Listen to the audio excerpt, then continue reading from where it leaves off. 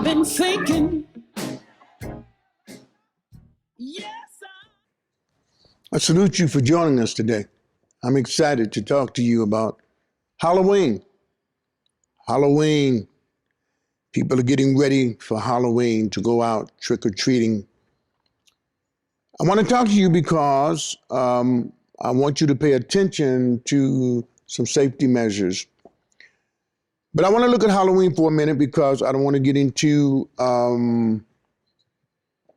too technical about, whether you should celebrate it, whether you shouldn't, because the truth of the matter is it initially came out of something that was not evil per se.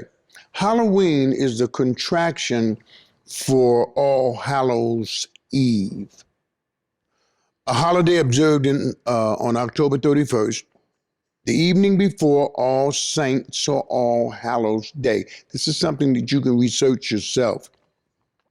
The celebration marks the day before the Western Christian feast of All Saints and initiates the season of All Hallowtide, which lasts 3 days and concludes with All Souls Day. Well, in much of Europe and most of North America, the observance of Halloween is largely non-religious. Halloween is celebrated on Monday, October 31st in 2022. A people called the Celtics initiated a celebration to ward off ghosts that they feared. It was not something they were worshiping. It was something that they used to ward off the things that frightened them. And over time, it evolved to ultimately what we call Halloween. And we celebrate, with the ghosts and the goblins and the pumpkins and all of those things. It's not so much that those things are so horrible. I think what needs to be recognized now, though, is we're celebrating a holiday in an era where other people are involved in giving our children candies and food. And we're living in a society that doesn't care about your children. My question becomes, how comfortable are you sending your children out to trick or treat and get candies from strangers? Why is that continuously so important to us? Why is it so meaningful to us? The very candies that people are giving your children, you can buy yourselves. We send our children out. And you know what's interesting? You probably don't have any idea how much danger, turmoil, and trouble could be in a piece of candy this size. We're living in a society where drugs are prevalent. There's this dangerous drug called fentanyl. I mean, deadly, killing a lot of our teenagers and young people. They can put enough dosage of fentanyl in a candy this size to kill 20 people without question.